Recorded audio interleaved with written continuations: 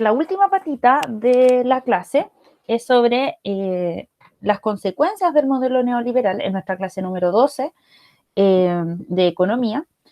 Y vamos a ir brevemente con esto. Me voy a tomar el tiempo para que no me pase. Y ustedes también puedan desarrollar después la actividad. Recuerden que estos son entre 20 a 30 minutos míos donde expongo y luego hacer la actividad y luego revisamos, ¿ya? Entonces, bueno, la pregunta que hoy día va a guiar la clase es cuáles han sido las consecuencias del neoliberalismo en Chile. Recuerden que si hay algo que quisieran comentar, que no entienden, que yo vaya más despacio, me escriben por el chat o bien me interrumpen, ¿ya? No hay ningún problema con eso. Entonces, bueno, hagamos como un recorrido en el fondo como de las principales ideas y propuestas que tiene el neoliberalismo. Bueno, algo que les quiero como aclarar y como para que lo tengan en consideración es que el modelo neoliberal, voy a pasar acá para que no nos confundamos, el modelo neoliberal, eh, el lugar donde como que se aplican esas ideas, recuerden que se estaban desarrollando, claro, en la Universidad de Chicago, de la mano de Milton Friedman, pero el primer lugar donde se implementan esas políticas es en Chile. Por lo tanto, Chile partió siendo como un medio conejillo de Indias en dictadura de la mano de Sergio de Castro, que fue ministro de Economía, no, de Hacienda.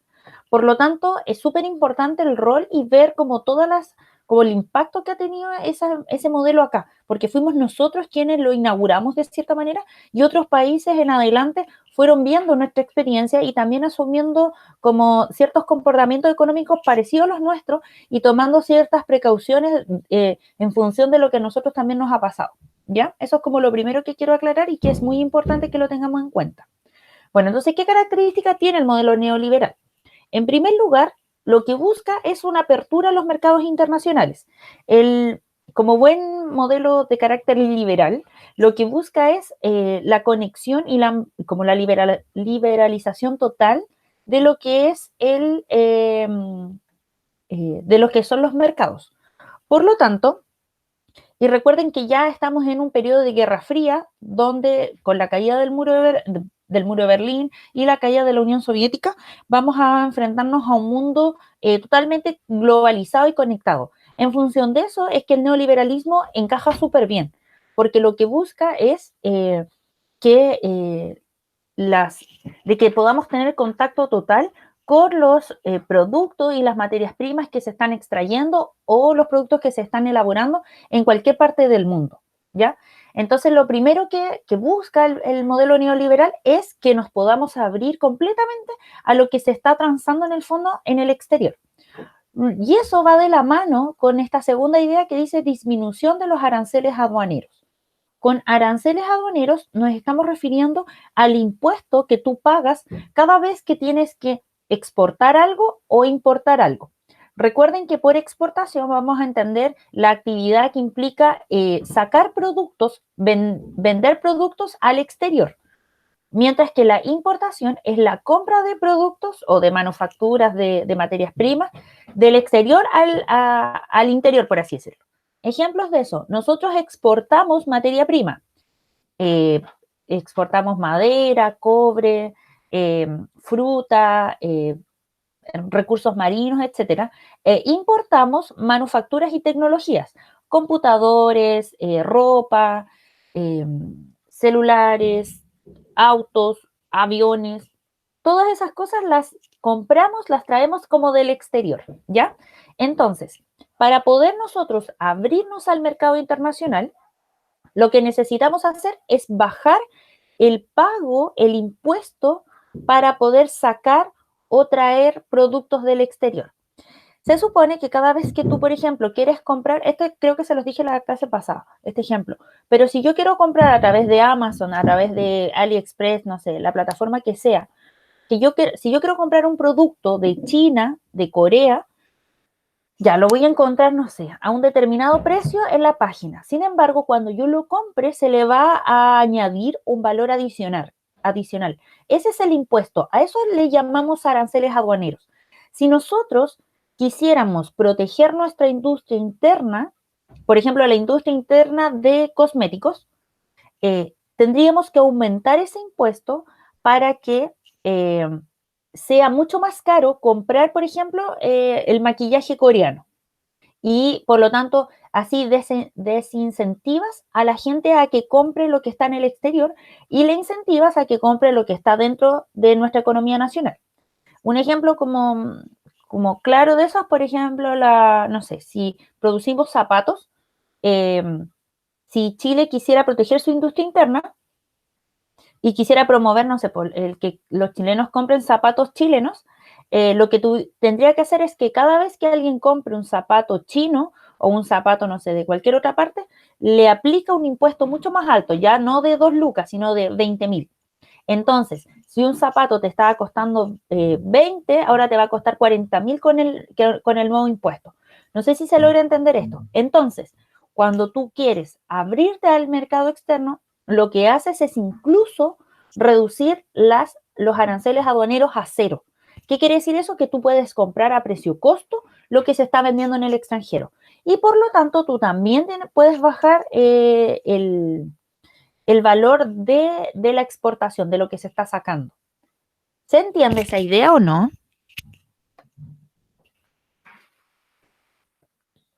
¿Alguien tiene alguna duda?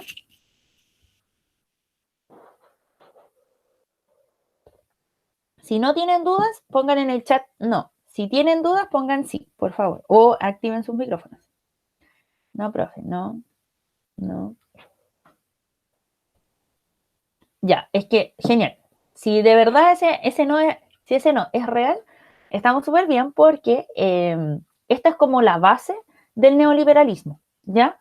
Por eso nosotros tenemos, ya también creo que es una idea que se las he repetido, cuando vamos al supermercado, por ejemplo al Jumbo, si se dan cuenta, tenemos una variedad de marcas gigantesca. Si uno se va, no sé, pues a la sección de chocolates, te vas a encontrar con miles de marcas de chocolate y de muchos lugares diferentes. Eso es neoliberalismo, ¿ya? Es de poder encontrar, y así como acá nos encontramos con marcas de diferentes tipos de chocolate, ustedes saben que, por ejemplo, en Francia o en, no sé, en Inglaterra, en Japón, en Corea, tú puedes encontrar mucho producto chileno, mucha variedad, por ejemplo, de vino chileno, que es cosas que se exportan, de fruta chilena. Entonces, eso es el neoliberalismo, pero para que eso suceda, tú necesitas hacerle barato la transacción a la gente, para que la gente quiera comprar, porque tú lo que tienes que hacer es incentivar a la gente a comprar. Ahora, ¿quiénes determinan los aranceles aduaneros? Son los estados, ¿ya? El estado chileno es el que va a decidir cuánto va a costar exportar o importar un producto. Bueno, una tercera idea que es muy importante es la reducción del gasto fiscal. Recuerden que una de las principales también misiones del neoliberalismo es reducir al mínimo la acción del Estado, ¿ya? Es decir, que actúe, que participe la menor cantidad posible en economía. ¿Y eso cómo lo va a hacer? El gasto fiscal se entiende como aquel presupuesto que tiene el Estado que dedica a asuntos públicos, ¿ya? Es como la platita que tiene destinada para invertirla en cosas que le afectan a la gente. Hoy en día, por ejemplo, el gasto fiscal, ¿en qué se invierte? En los bonos, en los subsidios, en financiar hospitales, en financiar, no sé, en las cárceles, en nuevos colegios, en la JUNAEP, en becas, la gratuidad, por ejemplo. En eso hoy día en lo que invierte, por ejemplo, el Estado. Pero si el Estado pudiese estar más involucrado, de repente tendríamos gratuidad total, ya para todos. O sea, que la educación de prebásica hasta la universitaria sea gratis. Eso es un Estado como muy involucrado en la economía. Hoy día, aquí en Chile, aparece cuando los privados no pueden actuar. Solo en ese caso es cuando el Estado aparece. Por eso se trata de reducir o sea, al mínimo su actuación. Y esa idea va ligada totalmente a lo que es la redefinición del Estado.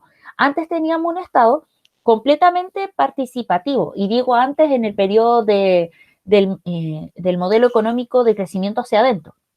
Ahí el Estado estaba súper comprometido como con la economía.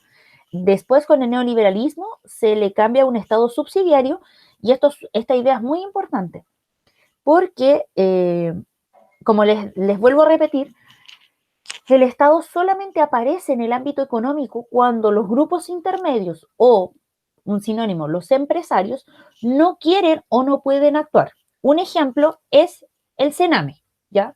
El Sename es estatal, porque no existe interés desde el ámbito privado de hacerse cargo de los niños vulnerados de derechos o que vulneren los derechos. No es atractivo eso como negocio. ¿Por qué? Porque no va a haber ningún niño, porque esos niños son los más vulnerables de la sociedad, ninguno de esos niños va a pagar por estar en el Sename. Por lo tanto, ¿a qué empresario le va a convenir como invertir en eso? Y además tiene que hacer mucho Sename. Por lo tanto, como no va a haber ningún empresario que tenga interés en eso, bueno, aparece el Estado y financia el Sename. Lo mismo sucede con, por ejemplo, los colegios en las comunas periféricas. Eh, Hay muy poco colegio privado y muy poco colegio como de buena calidad en las comunas periféricas porque saben los empresarios que allá la gente no va a invertir, no va a pagar una matrícula o una mensualidad de 500.000 pesos. La gente no tiene esa plata. Y a muchos empresarios no les conviene como ese negocio y por lo tanto no van a invertir en colegios privados. Otro ejemplo otro ejemplo son las librerías. Si se dan cuenta, en Maipú solo tenemos librería en los malls. No existe como una librería me refiero a libros, no a la librería de artículos de oficina. Y las librerías se concentran por lo general en el barrio alto, donde saben, por ejemplo, la Contrapunto, la Cámara Chilena, no, la librería chilena, ay, ¿cómo se llama? La chilena del libro, eh, ay, se me olvidaron todas las librerías. Bueno, y muchas más. La Clepsidra, creo que así se llama. Bueno, están en Ñuñoa, Vitacura, Las Condes. ¿Por qué? Porque saben que ahí van a comprar. Sin embargo, yo que vivo en Pudahuel, aquí no hay ninguna librería. Yo para comprar libros, para acceder a la cultura del libro, tengo que ir a otros lugares. ¿Por qué? Porque los empresarios saben que si ponen una librería acá, probablemente no vendan nada. ¿Ya? Porque la gente no tiene... No, pues la Librería Nacional es de artículos de oficina. Me refería yo a la de libros, como la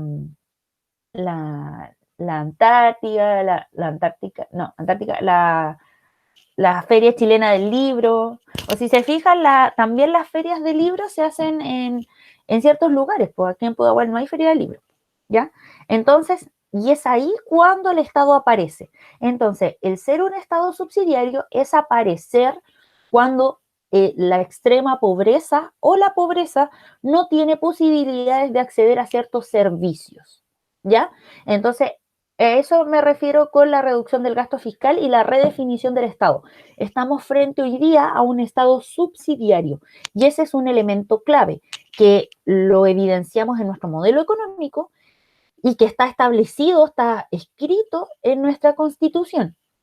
Por lo tanto, chiquillos, si nosotros, en función del análisis que estamos haciendo hoy día, de conocer este modelo, lo quisiéramos cambiar, por ejemplo, a uno donde estuviese más involucrado el Estado, o quizás por el contrario, no queremos que no esté nada el Estado, hoy día tenemos como la posibilidad histórica, a través del proceso constituyente, de escribir otro tipo de economía y de impulsarlo a través de la Constitución. Si nosotros en la Constitución cambiamos conceptos claves como el de Estado subsidiario, podemos cambiar e impactar en la economía, ¿ya? En el modelo económico. Así que como que igual es importante, por eso les insisto tanto en que a mí me interesa que entendamos bien el neoliberalismo. Y finalmente tenemos lo que es la privatización de las empresas. Recuerden que el neoliberalismo se empezó a implementar muy tempranamente en Chile, en el 75, muy tempranamente digo, perdón, en la dictadura militar, y una de las primeras acciones que toma la dictadura es de que las empresas que eran del Estado se les quita y se empiezan a vender a muy bajo precio, a muy bajo precio. Todas las empresas, recuerden que Salvador Allende había estatizado, es decir, había comprado muchas empresas privadas, por ejemplo, los bancos, los había comprado casi en un 80%. El Banco de Chile era efectivamente el Banco del Estado, lo mismo que el Banco del Estado, ya eran bancos realmente que pertenecían a la gente, porque piensen que si si algo pertenece al Estado, por definición pertenece a todo el pueblo chileno, porque el Estado es nuestro representante, ¿ya? Entonces, Pinochet lo primero que hace es vender todas las empresas chilenas a empresarios chilenos y extranjeros. La única empresa chilena que no vende y que la mantiene hasta, bueno, y se mantiene hasta el día de hoy en manos del Estado es Codelco, por la cantidad de dinero que implicaba la extracción de cobre. Solo por eso. Pero todo lo demás lo privatizó. ¿Por qué? ¿Cuál era el propósito de Pinochet? Bueno, hacer caso a esta idea de que el Estado no estuviese involucrado en la economía y que fuesen los privados, ¿ya? Porque si lo piensan, de acuerdo con una mentalidad neoliberal, mientras más privatizada se encuentra la economía, más se supone actores, más empresarios van a estar compitiendo entre sí. Como los empresarios se supone que su fin último es vender un producto, lo que van a hacer es competir porque van a buscar que la gente les compre. Necesitan incentivar a la gente a que les compre a ellos y no a otros. Entonces empieza la competencia y se supone que empieza el mejoramiento del producto. Ya yo estoy haciendo un café y resulta que me salieron como 500 empresarios que están también haciendo café. Yo voy a tratar siempre de diferenciarme para captar una clientela en particular y que permanentemente me compre y no se cambie al de al lado. Se supone que en una mentalidad neoliberal eso siempre va a ir en mejoramiento, siempre va a generar mejores productos para una competencia, pero en la realidad sabemos que no, porque no todos están involucrados en economía. Y hay algo que es muy cierto y que pasa en nuestro país, y es que la economía en Chile se sostiene a través de 7, 10 o 12 familias y no hay más. La familia Mate concentra mucha de nuestra actividad económica, lo mismo que los Luxit, lo mismo que Piñera. Piñera es el cuarto, si no me equivoco, chileno más rico. Entonces, ay, ¿cómo se dice? Holman. Ay, se me olvidó su apellido. Ya, bueno, filo. El del Jumbo, él también, ay, se me olvidó. Bueno, él también tiene muchas propiedades, entonces, y no solo como de, no sé, materias primas y cosas así, incluso medios de comunicación. Entonces, bueno, ¿tienen alguna duda hasta acá sobre las características del modelo neoliberal? ¿O algo que quieran comentar? Si es un no, igual me interesa que lo escriban. Ya. Genial. Entonces, sigamos. Bueno, cuando se implementa el neoliberalismo en Chile, recuerdan en el año 75, cuando asume, e insisto en esta idea, cuando asume Sergio de Castro como ministro de Hacienda, se genera estamos, bueno, en una época en que la dictadura nos tiene totalmente como, donde ya hizo como su mayor como que ya desarrolló su mayor política de terrorismo de Estado. ¿A qué me refiero con eso? Es una idea que yo se la he repetido en más de una oportunidad. En los primeros 3 meses de la dictadura fue donde se mató prácticamente a la totalidad de lo que hoy día conocemos como víctimas de la dictadura, ¿ya? Donde se exilió y donde se mató a la mayor cantidad de personas que durante los 17 años se han registrado como víctimas. No sé si me explico. De hecho, como prácticamente el 70% de la gente que muere en dictadura lo hace en los 3 primeros meses, ¿ya? Es decir, en septiembre, octubre y noviembre. Es allí donde la dictadura se dedica a matar a prácticamente toda la población, a todos los opositores. Por lo tanto, ya aplicar sus medidas más duras de represión. Entonces, y después los años siguientes, en el 74, empieza con una política como se dedica únicamente a matar y a hacer desaparecer y a exiliar y a torturar a militantes, si no me equivoco, del Partido Socialista. No, perdón, del Movimiento de Izquierda Revolucionario. Luego, en el 75, es dedicado únicamente a militantes del Partido Socialista y en el 76 es a los militantes del Partido Comunista. Ahí para como la máquina como represiva tan fuerte y luego de eso la dictadura se dedica como a matar como o a hacer desaparecer o a torturar a personajes más claves y que sean más famosos y son como casos emblemáticos. Ya ahí tenemos el caso de Gollado, el caso Quemados, etc. Pero la potencia como todo como el plan represivo se da antes de que se implemente el modelo neoliberal. ¿Por qué me interesa aclararles esto? Porque cuando como la dictadura dedicó sus 2 primeros años a reprimir, a matar y a exiliar y a torturar a todos, la gente estaba muy asustada, tremendamente asustada.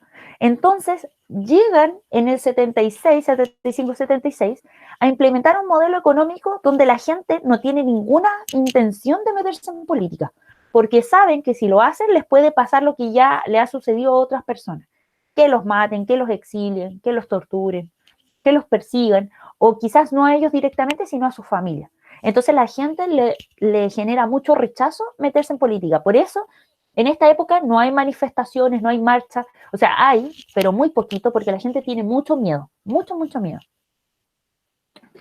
O sea, si nosotros hoy día tenemos miedo en algunos casos de ir a protestar porque nos pueden llegar perdigones, imagínense lo que debe ser estar en la situación de que una dictadura te mate, te haga desaparecer y no sepas nunca más de nadie. En fin, en ese contexto es que se implementa de una forma muy simple el modelo neoliberal.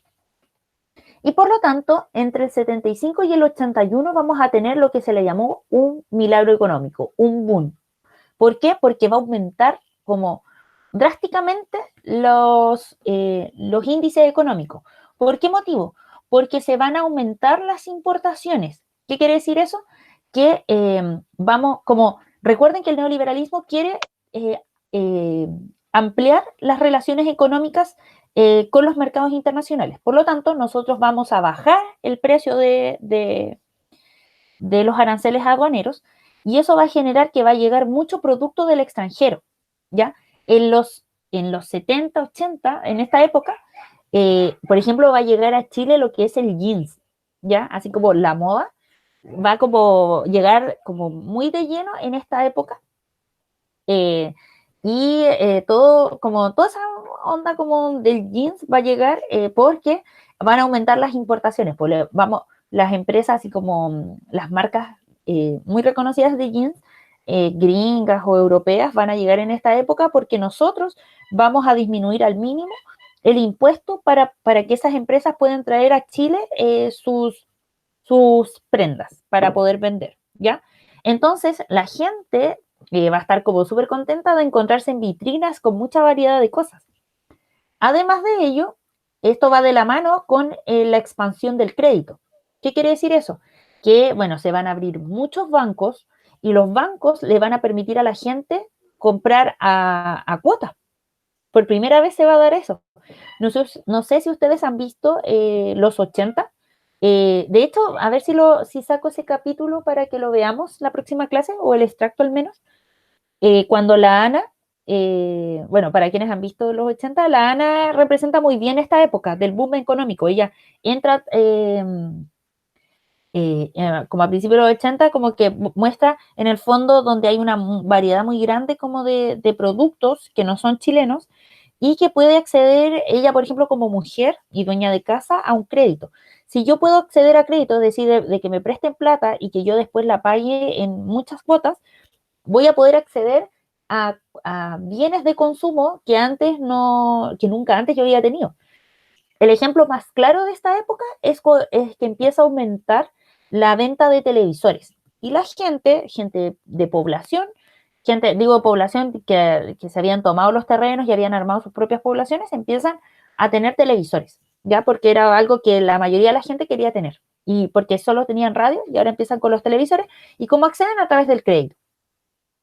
Y otra cosa muy importante es que la propaganda por televisión, y eso sale en el documental, se incentiva a la gente a valorar de buena manera el neoliberalismo, a explicarle. De hecho, había un programa donde estaba Milton Friedman y él le explicaba como conceptos económicos. Entonces se le educó a la gente sobre el neoliberalismo y hubo y aumentó también el tema de la publicidad. Y la publicidad, ¿qué es lo que hace? Como aviva el interés por comprar cosas que de repente tú no necesitas. Entonces empiezan a aumentar o se empieza a diversificar en el fondo las necesidades. ¿Tienen alguna duda hasta acá sobre el boom económico? No, dice la Alexia. Ya. Muchas gracias. Entonces, si aquí vemos indicadores económicos para que se den cuenta como realmente el impacto, la inflación tiene que ver con cuánto aumenta el precio de un producto en un año, ya por eso dice anual. Para que haya inflación, tiene que aumentar de enero, por ejemplo, a diciembre, todos los meses ese producto tiene que subir de precio, ¿ya? Si se fijan, la inflación para el 73, es decir, para cuando concluye el gobierno de Salvador Allende, es de un 600%. A ese nivel llegó la inflación. ¿Qué quiere decir eso? Que, por ejemplo, si un producto, a ver, saquemos la cuenta, si un producto costaba, no sé, 10 pesos, por ejemplo, un dulce, costaba 10 pesos, con una inflación del 600%, ¿cuánto va a aumentar? A 600 pesos, pues, ¿no? ¿O no, nada que ver? Ayúdenme los matemáticos. A ver si el 100% es 10 pesos y aumenta un 600, tenemos que multiplicar y luego dividimos. Sí. Ah, no, pues mentira. Tendría que ser a 60 pesos. ¿Estoy bien o no? Estos niños que no me ayudan con las matemáticas.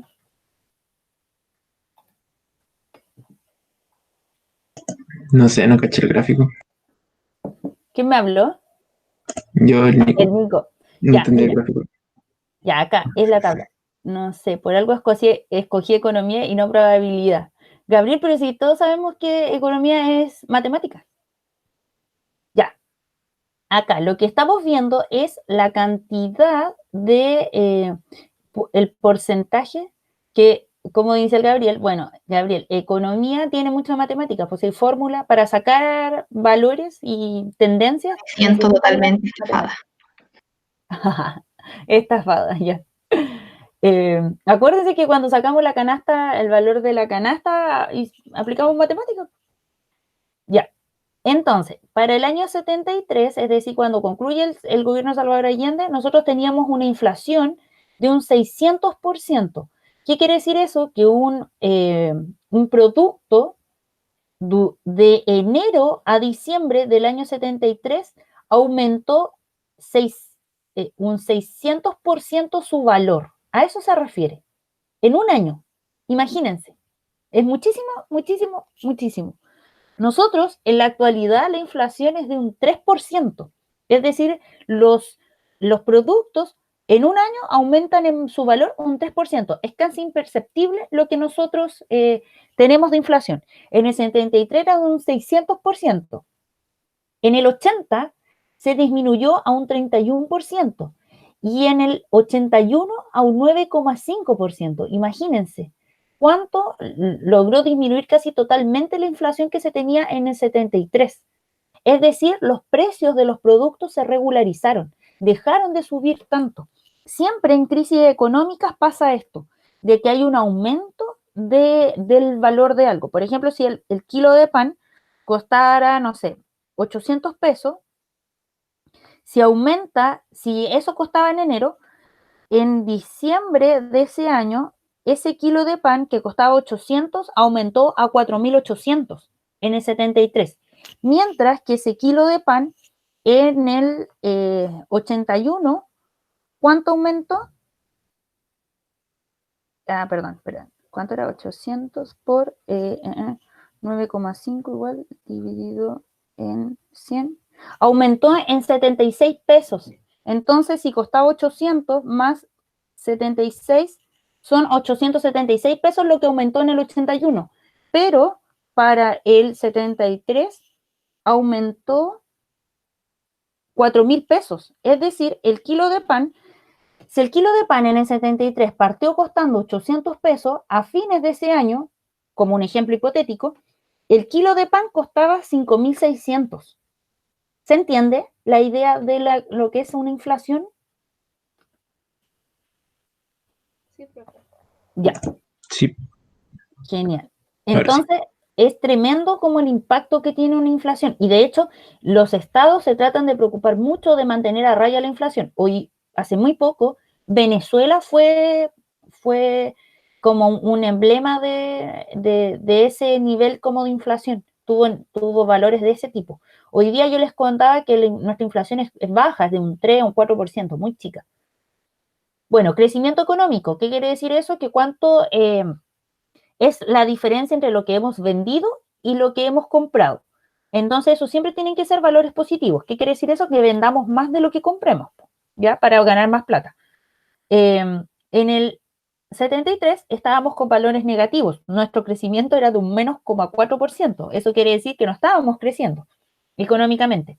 Para el 80 aumentamos a un 7,8% y en el 81 nos mantuvimos en un 5%. Nuestros mejores valores, por ejemplo, ahora en democracia, de crecimiento económico, son más o menos de un 5%, ¿ya? Entonces, es cuando Chile está así top en América Latina como en crecimiento económico. Entonces, si se fijan, como que realmente logró repuntar muchísimo lo que es la economía. Para que tengan como un ejemplo, Bolivia, en algún minuto, cuando recién asume Evo Morales y aplica como una reforma, logró aumentar su economía en un 10%, ¿ya?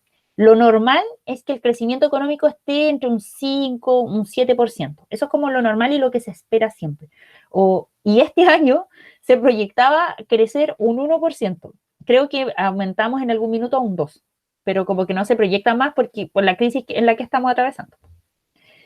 Exportaciones, eso quiere decir cuánto hemos vendido al extranjero.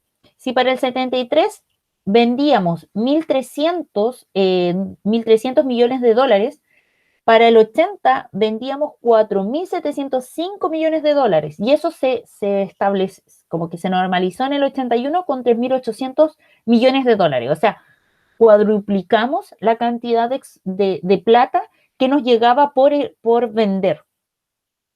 Y esto también es súper importante, el aumento de los salarios, es decir, cuánto aumentaba un sueldo anualmente. En el 73 no hubo aumento de sueldo, de hecho hay una reducción de ellos y estábamos en un menos 25%. En el 80, aumentó el sueldo mínimo, o sea, aumentaron los sueldos en un 8%. Y en el 80 los sueldos aumentaron un 9%. O sea, prácticamente se te aumentó un 10% tu sueldo. Si nosotros, por ejemplo, ganáramos 300.000 pesos, si se te aumenta en un 10%, quiere decir que se te aumenta como que tu sueldo aumentó de 300 a 330.000. Ahora, ojo, que ese aumento como del sueldo es en un año. O sea, en un año tu sueldo aumentó 30.000 pesos, si es que lo pensáis como en un sueldo mínimo. Igual es harta plata para la época. Entonces, si se fijan, aquí el propósito de este gráfico es evidenciar que entre el 73 y el 80 tenemos un cambio pero gigantesco en la economía. Realmente hubo un mejoramiento. Ahora, ese mejoramiento de la economía, les repito, se da por una parte, o sea, solo se puede dar porque hay un régimen represivo muy importante y además porque los valores del 73 estaban muy malos. Entonces, cualquier como medida diferente que se estuviese haciendo a la que se implementó en el 73, evidentemente que iba a ser mejor. Y otra cosa que también quiero aclarar es que si bien el gobierno de Salvador Allende evidentemente tiene un mal manejo económico, no es solo responsabilidad en ese momento de los ministros que tuvo Salvador Allende en economía, sino que recuerden que para la Unidad Popular tuvimos un complot por parte de la derecha financiado por Estados Unidos. Entonces, no es casual estos malos índices. Estos índices como negativos en economía para el 73 van de la mano a que hay una derecha, los empresarios se ponen de acuerdo para generar esto. Recuerden que se ocultaba la mercadería. Si se oculta la mercadería, obviamente va a haber, por ejemplo, inflación, pues, porque va a haber los pocos, por ejemplo, no sé, lo que salía en el documental, los pocos cigarrillos que habían, que supuestamente habían, se van a vender a un precio súper alto. Obvio, porque la gente quiere fumar. Pero no era que no hubiesen cigarros, era porque los empresarios ocultaban esos cigarros o los botaban. Entonces, esa inflación, o sea, el precio de los cigarros que aumentó muchísimo en un año, no es gratuitamente, pues porque hay detrás también una alianza entre los empresarios que está en Estados Unidos para poder hacer fracasar económicamente el gobierno de Allende, ¿ya? Eso como que quiero aclarar, como que tampoco es casual, como para contextualizar. ¿Hasta acá tienen alguna duda? ¿No? Ya.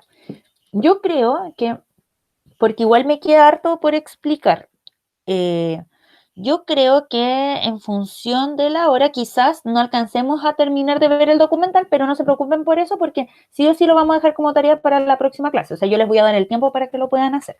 Pero me interesa que ahora como que, porque estos valores no aparecen en el documental, ¿ya? Estos no, solo se habla de que hay un mejoramiento en la economía, de que a Chile le va súper bien, de que Chile deja de ser un país tercermundista y pasa como a las mejores ligas, pero aquí están los valores, o sea, en esto se apoya Sergio de Castro, en esto se apoya Ernesto Fontaine, en esto se apoya todos los Chicago Boys en el fondo para defender el modelo.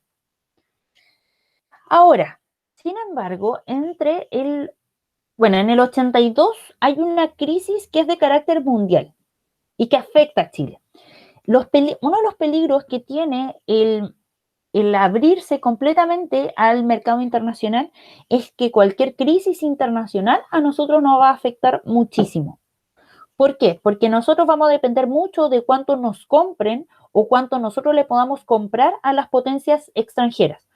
Si esas potencias en algún minuto no nos quieren comprar algo, nuestra economía se ve muy afectada, porque no estamos desarrollando una economía, o sea, una industria interna, una economía interna potente.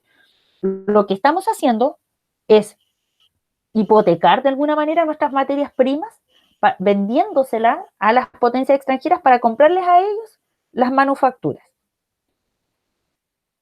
Ya, la cosa es que para el 82 se da una crisis de carácter internacional a la cual no me voy a referir porque es súper compleja y en verdad como que si tienen dudas o quieren indagar, yo me puedo comprometer como a estudiar un poquito más sobre eso porque tiene que ver con los conflictos que se estaban dando en Medio Oriente con el petróleo.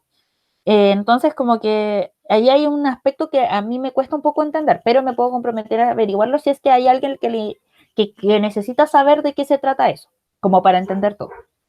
De momento me voy a remitir a explicarles que, bueno, en esa época hay una crisis económica y eso, ¿qué es lo que va a provocar? Que el precio del dólar va a aumentar y va a aumentar mucho.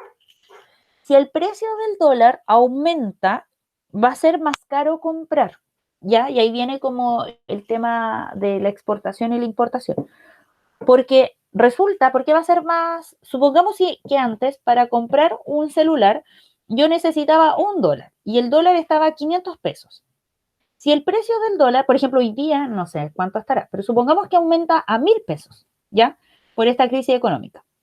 Aumenta a 1.000 pesos, yo voy a necesitar, para comprar $1, voy a necesitar gastar más pesos chilenos para comprar o para alcanzar ese dólar. Entonces, si yo quiero comprar productos en el extranjero que ahora aumentaron su valor, yo voy a necesitar desembolsillar más plata chilena para comprar los dólares y por lo tanto poder acceder a ese nuevo producto. No sé si me explico. O si a alguien le genera duda, si me pueden decir si tienen dudas o algo así.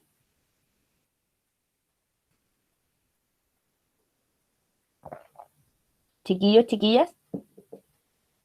Todo bien, dice Gabriel. Ya, genial. Bueno, me baso entonces en la opinión del Gabriel. ¿Los demás tienen alguna duda de lo que expliqué? Dice, profe, una pregunta. Del 73 al 80, si mejoró tanto la economía. Ah, ya. ¿Qué factor es el que lo hizo cambiar? Ya, Cata, súper buena pregunta. Era lo que ahora les estaba comentando. Esta famosa crisis económica, que lo que hace es aumentar el precio del dólar. Nosotros el año pasado ya lo vivimos. Entre el año pasado y este año, recuerden que el precio del dólar, nuestro valor más bajo del dólar estuvo en algún minuto en 600 pesos y llegó a 800 y tanto, casi 900 pesos. Cuando hay crisis en el extranjero, lo primero que repercute es el dólar. ¿Y el dólar por qué es tan importante? Porque es la moneda de cambio en los mercados internacionales. Entonces, Si aumenta el dólar, yo voy a necesitar juntar más plata chilena para poder acceder a un dólar. Si antes yo necesitaba 500 pesos, el día de mañana voy a necesitar 1000 pesos. Por lo tanto, para, no sé, pues comprar algo de $1000, voy a tener que duplicar la cantidad de plata que yo estaba invirtiendo. Y eso va a afectar completamente nuestra economía. No sé si te logro como responder la pregunta, Cata. Es un factor externo el que hace cambiar nuestra economía interna. Y a ver, voy a explicar este gráfico, esta tablita, y de repente ahí quizás se te pueda aclarar un poco más el tema, ¿ya? Lo importante es que el precio bueno, es un problema de orden internacional. El dólar, lo importante acá es que el dólar cambia de valor, aumenta en un día. Aumenta prácticamente como, si no me equivoco, como en un, ¿cuánto es? Como en un 200%, una cosa así, el valor del dólar. Aumenta mucho, de un día para otro. Y miren, si se fijan, acá la inflación aumentó de un 20, o sea, si teníamos en el gráfico anterior, nuestra inflación en el 81 era de un 9%, en el 82 aumentó un 20% y en el 83 aumentó un 23%. Es decir, el valor de los productos aumentó en un 20% en 2 años. ¿Ya? Obviamente no son los valores que teníamos para la unidad popular de un 600%, pero aún así nuestra inflación aumentó muchísimo. ¿Por qué? Entre otras cosas, recuerden que si tenemos el precio, ya, supongamos que tenemos un jeans que nos costaba 10.000 pesos, que nos costaba 10.000 pesos en el 80, en el 81. Resulta que con el precio del dólar, para traer ese jeans, ya teníamos que gastar 10.000 pesos para comprarlo y traerlo aquí a Chile. Como hay una crisis internacional, el precio de ese jeans va a aumentar, ¿ya? Va a aumentar en el exterior. Porque si hay crisis económica, la gente quiere reducir costos y ganar como más dinero por un producto. Entonces, ese jeans en el mercado internacional va a aumentar su precio y por lo tanto va a impactar aquí en Chile y ya no se va a vender a 10.000 pesos, se va a aumentar a 12 o a 15 o incluso a 20.000 pesos. Ese es el valor de la inflación. El que el jeans me costaba 10.000 y ahora ese mismo jeans me va a costar 20.000 pesos. Y lo más impactante es que esto pasa en pocos meses. En muy pocos meses va a aumentar el valor de ese jeans. Y es porque internacionalmente el jeans aumentó de valor. Y por lo tanto, hay un coletazo aquí en Chile. Si tuviéramos un Estado que interviniera en la economía, ¿qué es lo que pasaría? Podría poner plata del Estado para pagar la diferencia y mantener el precio. Eso es lo que hacen muchos estados con productos claves. Supongamos que el precio de ese jeans aumenta en 10.000 pesos. Esos 10.000 pesos, para que no se note, como en el mercado, los paga el Estado. Entonces el empresario tiene que simplemente vender al mismo precio el jeans. No sé si me logro explicar. Eso es cuando un Estado está involucrado en la economía. Cuando tenemos a una economía totalmente libre, los precios aumentan, aunque sea de un día para otro. Y recuerden que esto siempre está en sintonía con lo que pasa internacionalmente. Si internacionalmente las bolsas se desploman y todos los precios aumentan, bueno, eso nos pega de coletazo y nos llega inmediatamente las repercusiones de esa crisis económica. ¿Se entiende esa idea o no? Si no se entiende, por favor díganmelo, como para ver otro ejemplo o para buscar como otro material, porque es súper importante que lo entendamos. Ya, la Cata dice no mucho. Muchas gracias, Cata, por ser sincera. Eso me gusta. Ya, el Nico sí lo entiende o sí no lo entiendo. O sea, a ver, la mayoría. ¿Y los demás?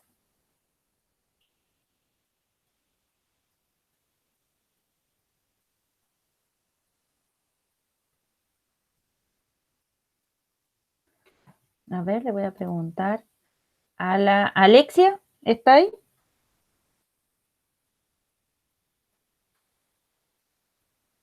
¿Está la Alexia? Explotaron. ¿El Ariel está? Ya, Alexia, ¿se entiende o anda media perdida? Y el Ariel igual, respondan por el chat. ¿Están perdidos o se entiende?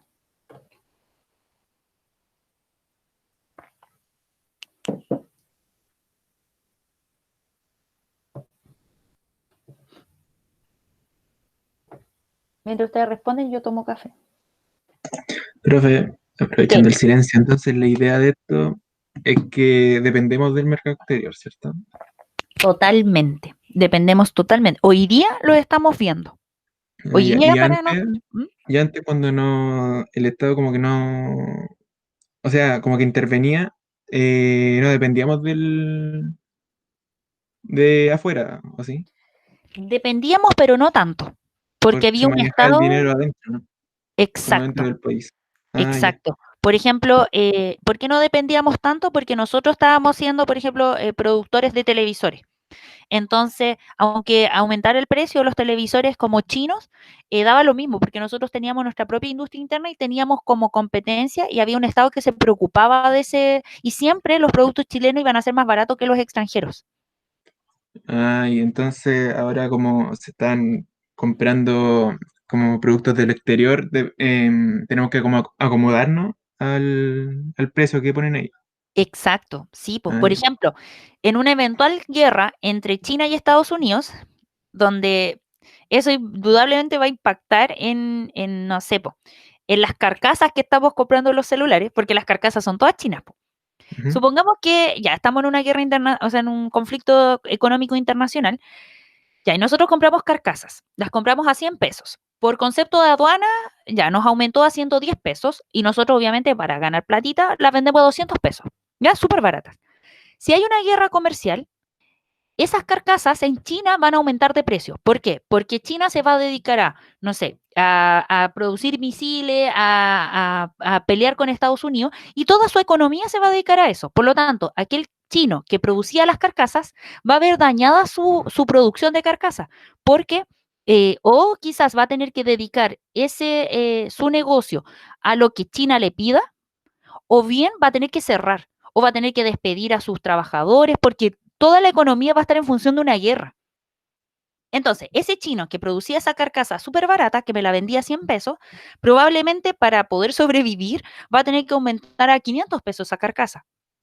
Acá me va a llegar a 510 pesos, pero yo ya no la voy a poder vender a 300 o a 200, la voy a tener que vender a 600 o 700 para ganar algo, porque yo estoy invirtiendo mucho más de lo que estaba invirtiendo antes en esa carcasa. Y eso, súmenle que no es solo que yo vaya y le compre en pesos chilenos, yo le compro en dólar a ese chino. Aquí la moneda como para transar esto es el dólar. Por lo tanto, el chino puede estar vendiendo, eh, voy a terminar la idea, si ese chino me está vendiendo a 100 pesos una carcasa y Estados Unidos tiene problemas internos y hace aumentar el valor de su moneda, quizás el chino ya me va a vender a 100 pesos, pero el valor del dólar va a aumentar. Por lo tanto, si yo al hacer la transformación al dólar, ya me estaba saliendo 500 pesos, con el aumento del valor del dólar, automáticamente ese mismo producto que el chino me lo está vendiendo al mismo precio, me va a aumentar, porque mi moneda de cambio está más cara. Entonces voy a necesitar más pesos chilenos para poder comprar ese producto. ¿Se entiende ese ejemplo o no? Sí, sí, Entonces sí, eso sí. indudablemente va a repercutir en cuanto yo lo venda aquí en Chile. Sí, profe, se entiende. Ya. Entonces, cuando aumenta el valor Por eso es tan peligroso, por eso todos estamos súper asustados con una eventual guerra comercial entre Estados Unidos y China. Porque si eso llega a pasar, chiquillos, de verdad se van a desplomar las economías. Va a ser muy complejo. Porque, y especialmente la nuestra, que estamos así como súper involucrados en esto. Ya, la Alexia dice, en resumen, esa guerra fría que había con Rusia ahora es con China. Sí, sí, pues ahora, o sea, no es guerra fría, no se llama así, pero indudablemente hoy día las potencias que están en conflicto son la guerra comercial. Bien, la guerra comercial que estamos viendo y a la cual le tememos mucho es entre Estados Unidos y China, donde si se llega a dar, se va a sumar Rusia y Rusia no va a ser aliado de Estados Unidos, va a ser aliado de China. Y donde Europa no va a ser aliado de China, sino que va a ser aliado de Estados Unidos. Y América Latina va a ser aliado de Estados Unidos, como siempre ha pasado. Entonces va a estar complejo. Esperemos que no pase, que se logren solucionar las cosas de manera pacífica, por el diálogo. Entonces, otro como elemento que también impacta en los precios es el petróleo. Por eso el petróleo es tan como importante, porque todo lo que pase, todas las cosas se comercian a través de, bueno, la mayoría a través del mar o sí, a Trump le encanta pelearse. Entonces, el comercio se da a través del mar o por aire o por tierra, pero para todo se ocupa el petróleo. Si el petróleo aumenta de valor, todo va a aumentar de valor. Si sale más caro, por ejemplo, extraer petróleo de algo, eso va a impactar en que el petróleo que se ocupa para un viaje comercial también va a aumentar de precio. Por lo tanto, va a salir más caro el costo de traslado y eso va a impactar en el valor final de un producto. Dice, ¿sería solo comercial o se llevaría a campo de batalla? Incluso a campo de batalla. El pasaje, pregunta la Cata. Sí, porque mira, yo estoy hablando ahora de que qué cosas como que impactan y que nos impactan económicamente y que nosotros tenemos que estar como súper pendientes. Si yo, ¿quiénes son los productores, por ejemplo, como clásicos de petróleo? Bueno, Venezuela, por eso a Estados Unidos le preocupaba tanto lo que pasaba en Venezuela, Medio Oriente. Si allá el precio, si allá, por ejemplo, se les ocurre aumentar el precio del petróleo, se aumenta el petróleo que yo ocupo para, por ejemplo, trasladar las carcasas de China a Chile a través del mar, eso va a ser más caro el traslado y por lo tanto yo voy a tener que aumentarle el valor al precio final de la carcasa cuando la venda. ¿Por qué? Porque me salió más caro el pasaje, pues. Es obvio. Entonces eso también afecta en los valores finales de los productos, de cuando los vendemos en el mercado. Entonces por eso también era tan complicado cuando a Bush se le ocurrió invadir Irak, porque eso también impactó en el precio del petróleo y eso también nos impactó a nosotros económicamente. ¿Ya? Hay hartas cosas que nos impactan y nosotros como estamos totalmente liberalizados, todo lo que pasa en el exterior nos afecta. Y dice la Alexia, ¿y nos perjudicaría en el sentido de si se lleva a cabo en el campo de batalla? Sí, de hecho, una eventual tercera guerra mundial sería catastrófica para la economía porque, como ya hemos aprendido de las otras guerras, y es lo que ha pasado, por ejemplo, en la guerra en Irak, y es lo que ha pasado también, por ejemplo, en Venezuela, que el Estado se dedica y toda la economía se tiene que orientar en función de la guerra.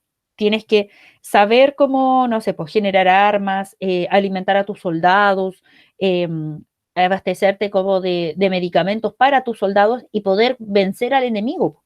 Entonces ya no vayas a estar preocupado de, no sé, pues hacer celulares y de avanzar en la producción de celulares, ¿cachai? Como que el foco va a ser otro, va a ser la supervivencia. Al final eso es, una guerra te va a llevar a una supervivencia y vaya a dejar de preocuparte de otras cosas.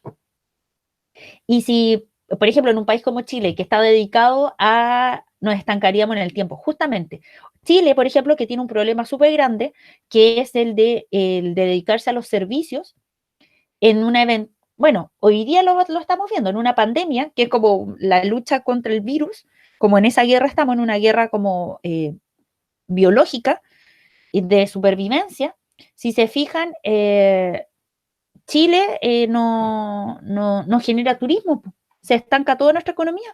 Hay lugares que están dedicados 100% al turismo. Si no hay turismo, no hay producción, entonces nos vamos a pique económicamente. Nos estancaríamos en el tiempo casi todo el sur. Sí, pues casi todo el sur, parte importante del norte, entonces es súper complicado. Por eso ahí es cuando la gente se dice, bueno, ¿y quién nos salvará? ¿Quién será nuestro superhéroe en este caso? Y algunos dicen, el Estado chileno tiene el discurso de que son los empresarios quienes nos van a salvar. Por eso dice que hay que abrir los malls, por eso dice que no hay que hacer cuarentena total, porque con cuarentena total los empresarios no pueden producir. Para otras economías, el La respuesta está en el Estado. Es el Estado quien nos va a salvar. Ahí habrá que ver. ¿Les quedó claro como todo lo que hablé o no? ¿O se confundieron y no entienden nada? Sí, no. Ya. Súper. Ya, genial. Entonces, en un contexto así, estábamos para la guerra, perdón, para la dictadura, para el 82. Había una crisis internacional económica y que nos estaba repercutiendo. ¿A qué hora tocan? ¿A qué hora tocan? Que soy pava. ¿A qué hora no tenemos? Es recreo a la una, ¿cierto? 1:15, ya, para saber. Estoy en modo, modo colegio. Ya. Entonces, sí, a la 1:15, súper. Ya, entonces, cuando estábamos en dictadura, en una crisis internacional que nos impacta a nosotros, ¿saben qué? Hay unos videitos que los voy a buscar para que los veamos la próxima clase y nos quede así súper claro el por qué se da esta crisis.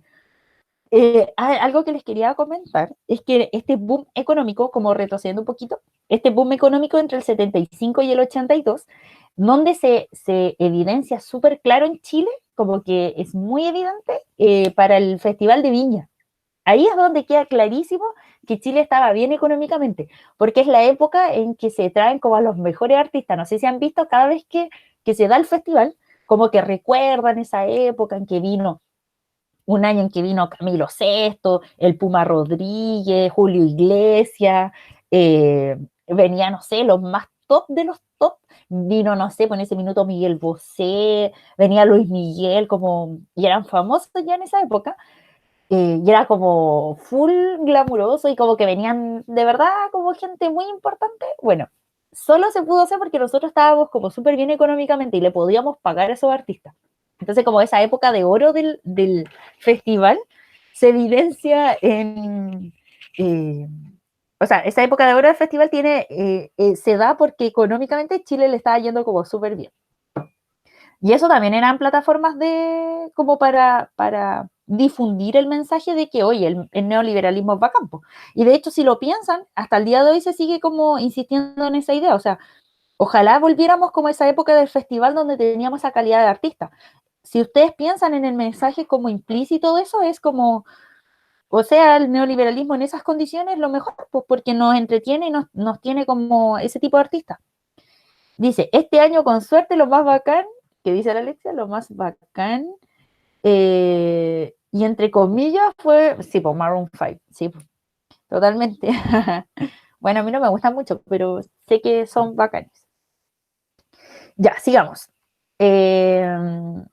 Entonces, en esta tablita, además, dice que el crecimiento económico, si estábamos en un crecimiento económico de un 5%, en el 82 cayó a un 14%. O sea, nuestro crecimiento económico se estancó. Porque como hay crisis internacional, cuando hay crisis internacional, todos los países dejan o priorizan en el fondo ciertas actividades económicas y dejan el comercio internacional porque se preocupan de salvar sus propias economías internas.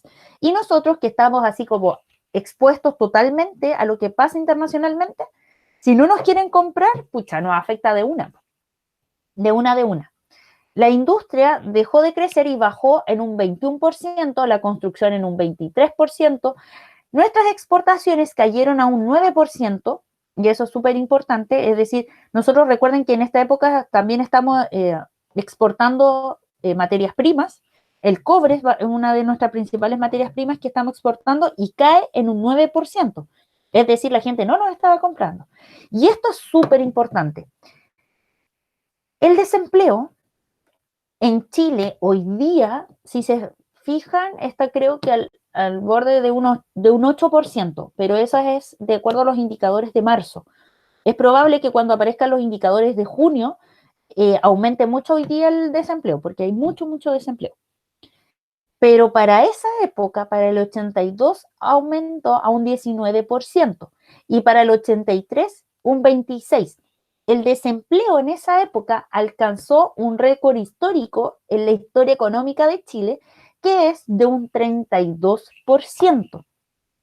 Es decir, un tercio de los chilenos estaba sin trabajo. Imagínense lo que es eso. Un tercio de los chilenos. Si hoy día, por ejemplo, a ver si me resulta, nosotros somos 17 millones. Si un tercio, si un 30% de nuestra población está sin trabajo, quiere decir que es más o menos 5 millones de personas las que hoy día podrían estar sin empleo, si viviéramos lo del 82, lo del 83, 84. Es mucha gente, mucha gente, chiquillos. Es catastrófico lo que pasa en esta época, especialmente con el desempleo. Es muy, bueno, aquí está, pues, el desempleo como efectivo. Es muy estremecedor la crisis económica y cómo afecta. Y eso indudablemente, ese tercio de la población que estaba sin trabajo es la gente más pobre. Y eso impacta tanto la gente, y aquí con pobreza, con este tipo de desempleo, es que la gente le empieza a perder un poco el miedo a la dictadura y dice, creo que prefiero morir como acribillado, prefiero morir de represión que morir de hambre. Y a propósito de eso es que se empieza a reactivar la protesta social. Y eso aparece en el documental, hasta lo que ustedes alcanzaron a ver, aparece que se reactiva y se empiezan a dar las famosas jornadas de protesta. Son jornadas que las organiza particularmente el Partido Comunista, donde le ponen el todo a estas protestas y dicen, hoy con estas protestas vamos a derrocar a Pinochet. Y las poblaciones se organizan para derrocarlo. Y empiezan las barricadas, y empiezan las protestas, empiezan las marchas, las huelgas masivas. Y aquí hay lo transcribí, es un panfleto de la primera jornada de protesta del 83. ¿Y cuáles eran los instructivos? Esto me parece como muy interesante. Y es un instructivo que se aplicó, es decir, la gente hizo caso de esto. Dice, no enviar a nuestros hijos al colegio, no comprar absolutamente nada, no hacer trámite en oficinas públicas ni privadas, no tomar micro y a las 8 de la noche todo Chile toca las cacerolas. Y de hecho el cacerolazo, así como de exigirle al gobierno, como que se reactiva en esta época, porque en la Unidad Popular fueron los primeros cacerolazos, pero eran los cacerolazos de las clases altas. Eran las señoras que salían con sus cacerolas de teflón, así como de acero inoxidable, así como a la calle a reclamar, porque según ellas, Allende las tenía como en la ruina, no tenían qué comer. Luego, en el 83, las mujeres de los sectores populares de las poblaciones no salen a la calle, sino que a sus patios y con ollas reales, no de acero inoxidable, empiezan a tocar sus ollas en protesta por la dictadura, por la crisis económica en la cual estaban. Y es gigantesco, gigantesco. En los 80 aparece esta crisis económica, pues Juan Herrera pierde el trabajo en la crisis del 82. Ahí se evidencia eso. Y es súper potente, y desde ese momento en adelante no paran de protestar la gente y se dice en el fondo que una de las causas por las cuales cae la dictadura militar es por la crisis económica de esta época. ¿Cómo se organizaron los sectores populares? A través de las ollas comunes. ¿Qué hacía la gente? Las poblaciones sacaban como unos fondos de ollas gigantescos, se ponían en la plaza y con aportes de todos los vecinos se armaban ollas comunes de tallarines, por ejemplo, con salsa. ¿Por qué? Porque es más fácil para los vecinos organizar así la comida que ver individualmente cómo parar la olla de manera diaria. Entonces fue súper grave, fue súper grave. Y es algo que ahora recién se está volviendo a tener memoria de esa época, del hambre que pasó la gente en esta época. Mucha hambre, chiquillos, mucha hambre. O sea, yo lo sé porque mi familia me cuenta de cómo vivieron esta época, de no tener nada para comer, de nada, nada. Que quizás, claro, el mismo hambre que pasaron en la Unidad Popular, bueno, lo repitieron y con más fuerza en esta época, porque no había empleo, no había cómo parar la olla. Así que eso. ¿Tienen alguna duda hasta acá sobre lo que les he comentado? No, dice la Cata. La Alexa dice, ahora por lo que... A ver, vamos a abrir el chat. Dice, ahora por lo que se ve, en varias partes se están haciendo ollas comunes. Ay, sí, Alexa, esto es terrible. A mí de verdad como que me tiene como mal, porque efectivamente hoy día el desempleo eh, no está haciendo como, o sea, hoy día se está despidiendo a mucha gente. No sé si ustedes conocerán algún caso, pero yo veo muy de cerca con mis amigos que se dedican al arte o que estaban como vinculados como a temas de servicios, que a todos los han echado o les han reducido a la mitad o menos de la mitad sus sueldos, y esto no va a parar, chiquillos. O sea, de aquí a fin de año vamos a estar en una recesión gigantesca, en una crisis económica súper importante. Por eso es importante analizar el neoliberalismo. Bueno, ¿cuáles son las falencias que tiene este modelo? Para poder salvarnos. Ya. Y esto ya es lo último, y que tiene que ver con, bueno, después de, lo que les quería comentar es como, después de esto, Chile cambia, como que cambia un poco el switch y dice, ya, tenemos que saber, la dictadura dice, esto hay que cambiarlo, indudablemente tenemos que salir de este hoyo económico, y al final de la dictadura los índices económicos no aumentan, ¿ya? La economía en dictadura no se pudo como alcanzar, no pudo como restablecerse totalmente. Y bueno, Sergio de Castro deja el Ministerio de Hacienda y asume, no me acuerdo el nombre de este caballero, que es Bucci, el apellido, es un joven economista que ya está en los últimos años de la dictadura, que refresca un poco la mirada y dice, aquí tiene que haber un Estado que intervenga. Para el 83 el Estado no intervenía en nada. Del 83 en adelante es cuando se implementa efectivamente el Estado subsidiario. ¿Y qué quiere decir eso? Que para la extrema pobreza, es decir, para este tercio de la población que estaba sin empleo, bueno, va a tener que haber un Estado que los salve. Porque la gente con hambre es gente que protesta. Cuando regresamos a la democracia en los años 90, los gobiernos postdictatoriales, es decir, todos los gobiernos de la concertación, Patricio Elwin, Eduardo Frei Ruiz-Tagle, Ricardo Lagos, Michelle Bachelet, Sebastián Piñera, y luego Michelle Bachelet y Sebastián Piñera de nuevo, lo único que han hecho es perfeccionar el modelo. ¿Y cuál es la mirada que han tenido y por qué en algún minuto o hemos tenido una economía tan estable hasta ahora? Porque lo que se dedicaron a hacer, especialmente Eduardo Frei Ruiz-Tagle, fue de mejorar nuestras relaciones internacionales para que nuestra apertura al mercado internacional sea mejor. Algo que yo no les había comentado y que ahora me acordé, es que en dictadura, si bien nosotros teníamos la intención de poder como conectarnos con todo el mundo, había partes del mundo que no se querían conectar con nosotros y nos cerraban la puerta porque éramos una dictadura, ¿ya?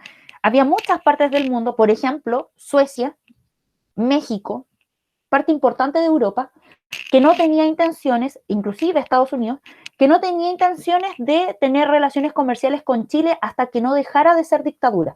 Y por lo tanto que no se dejara, hasta que dejaran como de violar los derechos humanos.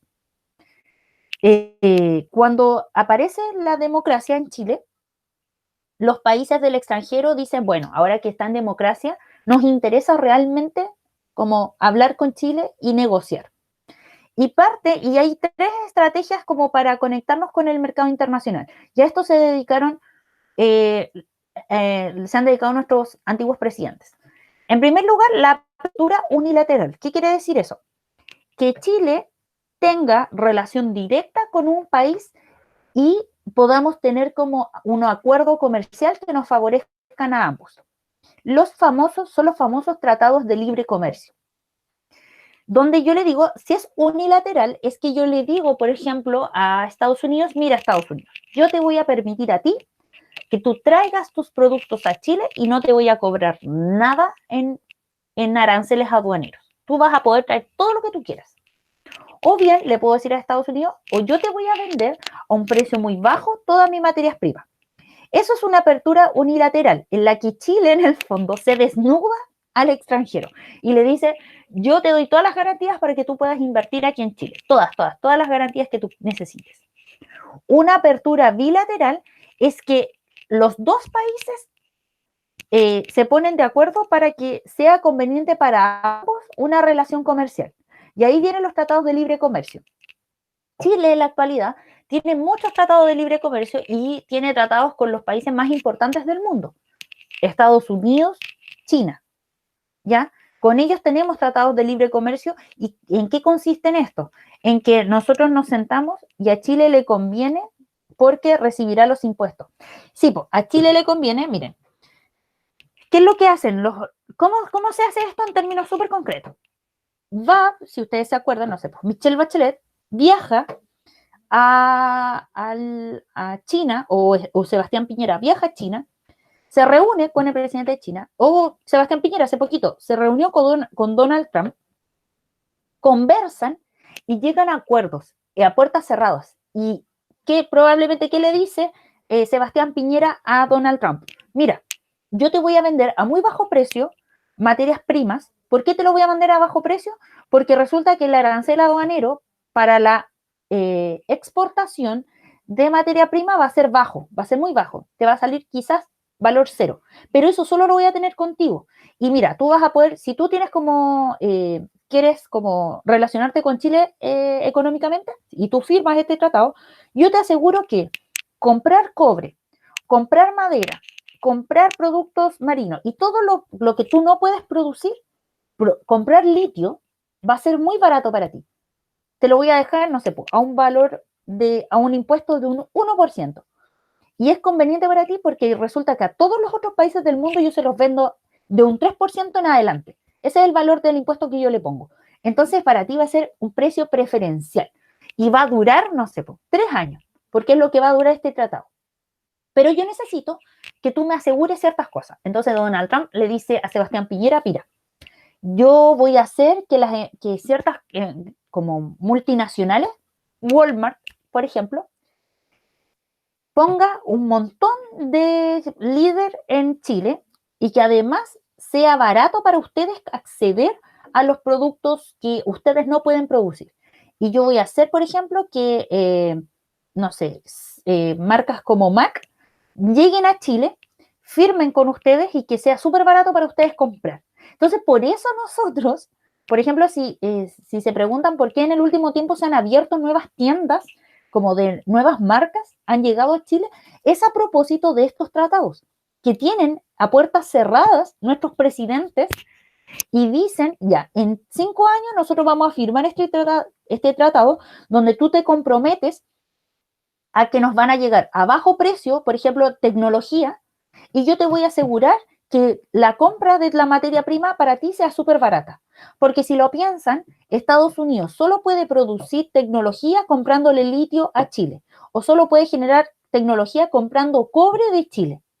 Entonces, hay un acuerdo a puertas cerradas, que después se da a conocer, evidentemente, donde se dice, bueno, Chile y Estados Unidos tienen un acuerdo único donde se comprometen a ciertas cosas donde va a ser conveniente para ambos el comercio, como el comercio entre ambos. Y que es un tratado distinto al que va a tener Chile con China, Chile con Inglaterra, Chile con Argentina, Chile con Corea. Va a ser muy distinto a todos esos tratados. ¿Se entiende o no esa idea? Sí. Ya, bacán, porque es súper importante que se entienda. Una estrategia que aplicó Michelle Bachelet, bueno, mire, Frey lo que hizo fue viajar. Frey dio a conocer la marca Chile al extranjero. Frey se dedicó a hacer relaciones internacionales. Gracias a Frey, nosotros tenemos contacto con todo el mundo, y se le criticó mucho en ese momento, porque él como que solo viajaba. Bueno, viajó porque él quería dar a conocer la marca Chile. Le mostró a todo el mundo las ventajas que tenía Chile en términos económicos y por qué era conveniente tener relaciones internacionales con Chile.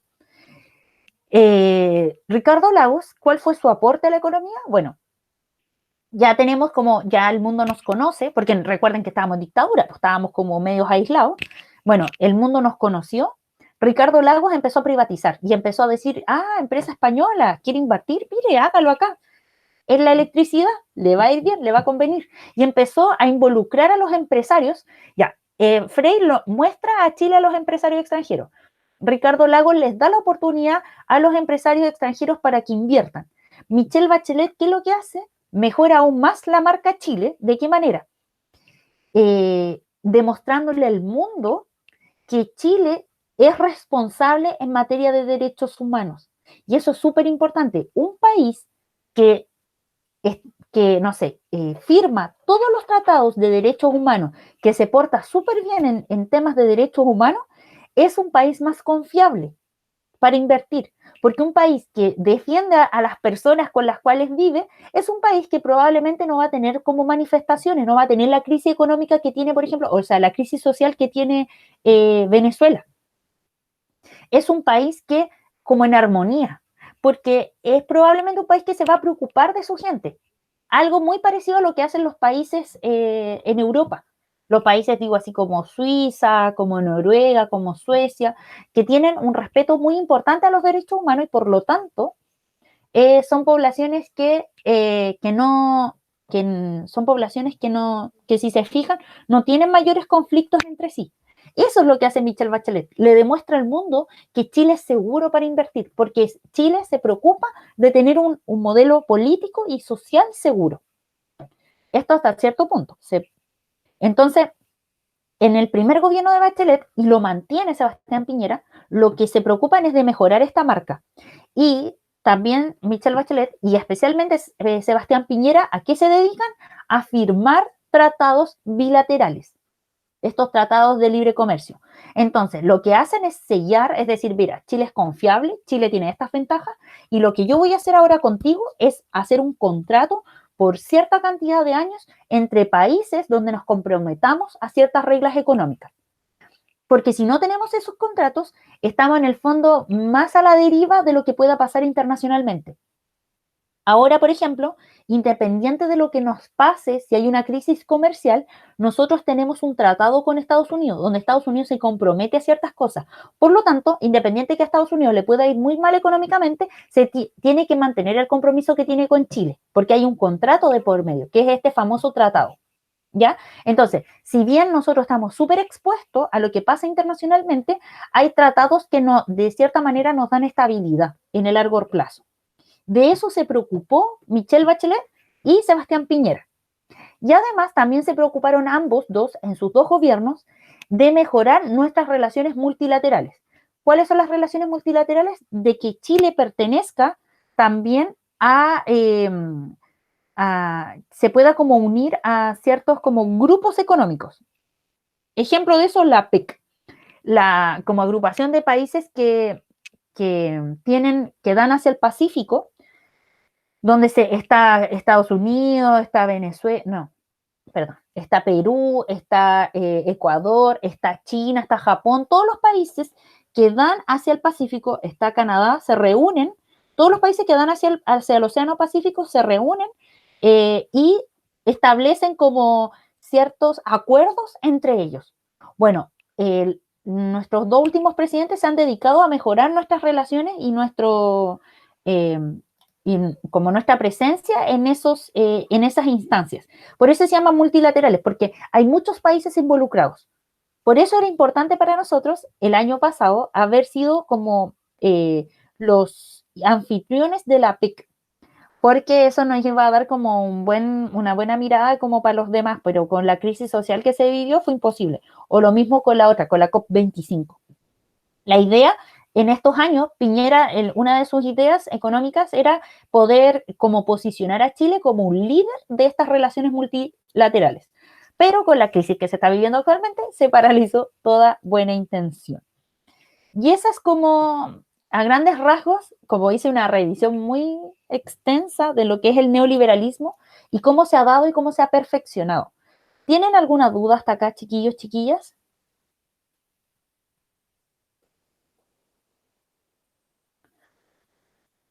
¿No? ¿Fue mucha información?